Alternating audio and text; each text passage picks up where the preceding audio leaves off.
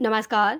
Satyarth news में आपका स्वागत है। जिला प्रशासन ने 15,000 क्विंटल गेहूं जब्त किया है। गुरुवार देर शाम गल्ला दलहन तिलहन व्यापार संघ ने इस कार्रवाई का विरोध किया। शाम 7:30 बजे सिविल लाइन रोड स्थित एक होटल में प्रेस कॉन्फ्रेंस में व्यापारियों ने प्रशासन की कार्रवाई को अवैध बताया। संघ के जिला अध्यक्ष राजेश साहू ने बताया कि जब्त की गई गेहूं की गाड़ियां विभिन्न व्यापारियों की हैं। ये सभी गाड़ियां अनुबंध है और बिल के साथ अमित ट्रेडर्स को रैक पॉइंट डिलीवरी के लिए भेजी गई थी, लेकिन रैक पॉइंट तक पहुंचने से पहले ही खाद्य अधिकारी ने मंडी प्रांगण में इन्हें जब्त कर लिया। जब्त वाहनों के नंबरों की सूची अधिकारियों को सौंपी। व्यापारियों ने कलेक्टर को पत्र सौंपकर गाड़ियों को छोड़ने की मांग की है। उन्होंने कहा कि ये गाड़ियां अभी अमित ट्रेडर्स के स्टॉक में शामिल नहीं हुई थी। संबंधित व्यापारियों के नाम और वाहन नंबरों की सूची प्रशासन को सौंप दी गई है। व्यापारियों ने चेतावनी दी है कि अगर 2 दिन के भीतर ट्रकों की नहीं छोड़ा गया तो कृषि उपज मंडी में खरीदी अनिश्चितकालीन तक बंद कर दी जाएगी। प्रेस कॉन्फ्रेंस में संघ के संरक्षक महेंद्र जैन, महामंत्री संजय सोनी और कोषाध्यक्ष मनीष जैन समेत कई व्यापारी मौजूद रहे। टीकमगढ़ से संवाददाता कविंद्र पटरिया की रिपोर्ट।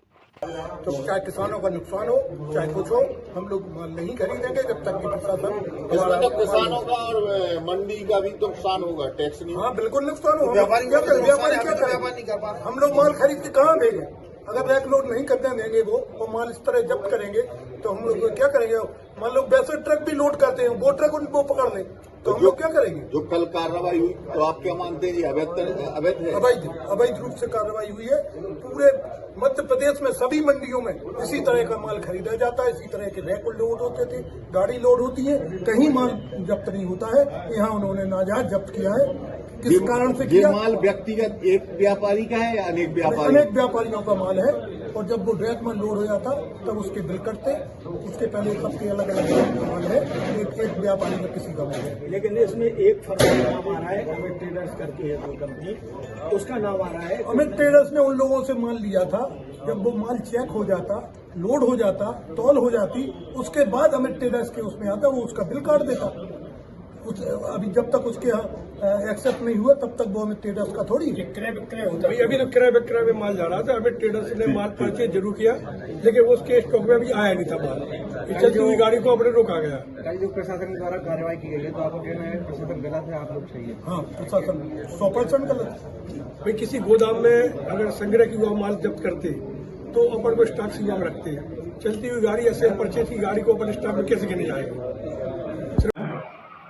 जो भी गल्ला व्यापारियों के साथ हो रहा है वो गलत है। सबसे पहले तो हम इस बात को परिभाषित कर दें कि स्टॉक क्या है। स्टॉक लिमिट में 2500 क्विंटल से ऊपर कोई भी व्यापारी माल का भंडारण नहीं कर सकता है। अब भंडारण का मतलब ये है कि किसी गोदाम में माल उतर के ही भंडारण होता है, ना कि किसी ट्रक में भंडारण होता है। क्योंकि माल रैक पॉइंट के लिए जा रहा था, उसको भंडार नहीं मान सकते, वो सेल मान सकते हैं, उसको परचेज मान है, उसको भंडार में स्टॉक में गिनती नहीं की जा सकती है। स्टॉक में प्रारंभिक स्टॉक, इसके बाद उसमें जो आज का खरीदा हुआ माल है उसको जोड़ा जाता है, आज की बनाया जाता है, उसके बाद अंतिम स्टॉक निकलाया जाता है। अब रही बात है कि जो माल इन्होंने अमित ट्रेडर्स ने खरीदा उसको इन्होंने 2500 क्विंटल से ऊपर हो गया। तो मंडी एक्ट की धारा के अनुसार ये है कि कोई भी व्यापारी किसी व्यापारी से माल खरीदता है, उसका गेट पास एक्सेप्ट करने के लिए उसको 14 दिन का समय होता है। जबकि माल उसने 1 दिन पहले खरीदा, माल वो खरीदेगा, माल कांटे पे तोल होगा, तोल होने के बाद एक पॉइंट पे खाली होगा, खाली होने फिर खाली गाड़ी तोली जाएगी, इसके बाद वो अपना गेट पास एक्सेप्ट करेगा, उसके स्टॉक में उसको गिना जाएगा। चलती हुई गाड़ी को एक्सेप्ट कैसे कर ले कोई आदमी? मान लो किसी ने घोड़ा से माल खरीदा और बड़े गांव में गाड़ी खराब हो गया, मान लो किसी ड्राइवर गाड़ी लेके भाग गया, तो क्या है माल अपने स्टॉक में रखेगा? क्या कभी नहीं रखेगा स्टॉक जब तक उसके घर में नहीं आएगा, या उसकी गोदाम में नहीं आएगा, या उसकी रैक पे नहीं आएगा। इसको कैसे भी स्टॉक माने आप? स्टॉक तो तभी किसी चीज को गिना जाता है जब हमारे गोदाम में या घर में आ जाए। सरकार की मंशा है कि कोई भी व्यक्ति अवैध भंडारण ना करे ताकि रेट में फ्लक्चुएशन ना हो। तो भंडारण का मतलब किसी गोदाम पे अगर माल